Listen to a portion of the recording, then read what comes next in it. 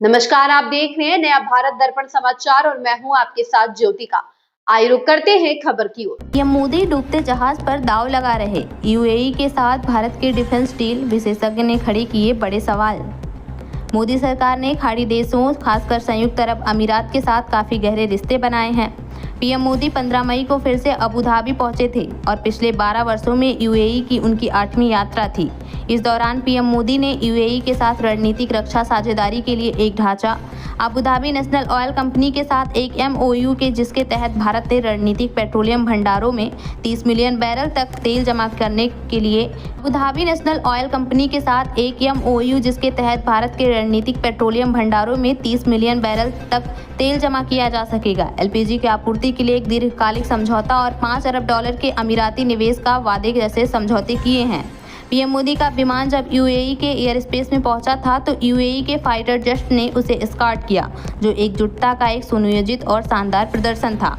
भारतीय विदेश मंत्रालय ने बताया है कि भारत यूएई के बीच रक्षा ढांचे में रक्षा क्षेत्र में औद्योगिक सहयोग, नवाचार और उन्नत प्रौद्योगिकी पर सहयोग, प्रशिक्षण, सैन्य अभ्यास, समुद्री सुरक्षा, साइबर सुरक्षा, सुरक्षित संचार और सूचनाओं के आदान प्रदान जैसे विषयों पर बातें हुई हैं। फिलहाल ये एक लेटर ऑफ इंटेंट की भाषा है जो भविष्य की दिशा के बारे में है।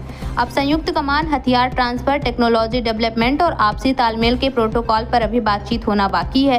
हालांकि इसी साझेदारी के लिए एक लेटर ऑफ इंटेंट पर जनवरी 2026 में यूएई के राष्ट्रपति शेख मोहम्मद बिन जायद की भारत यात्रा के दौरान ही हस्ताक्षर हो चुके थे। ऐसे में 15 मई को पीएम मोदी के दौरे के दौरान जो बातें की गई हैं उस बात को औपचारिक रूप देने जैसा है। ऐसे में 15 मई को पीएम मोदी के दौरे के दौरान जो बातें की गई हैं वो उस बात को औपचारिक रूप देने जैसा है जिस पर राजनीतिक तौर पर पहले ही सहमति बन चुकी थी। इसके अलावा इसके पीछे जियोपॉलिटिकल संदेश है जिसके केंद्र में सऊदी अरब और पाकिस्तान हो सकते हैं। कुछ एक्सपर्ट्स का कहना है कि भारत एक घटती हुई शक्ति पर दांव लगा रहा है। यूएई से समझौता, क्या भारत डूबते हुए जहाज पर लगा रहा दांव?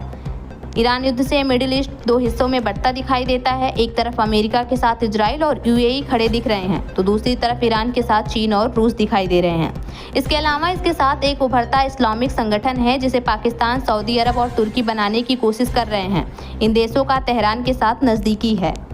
इस खबर में बस इतना ही। बने रहिए नया भारत दर्पण समाचार के साथ।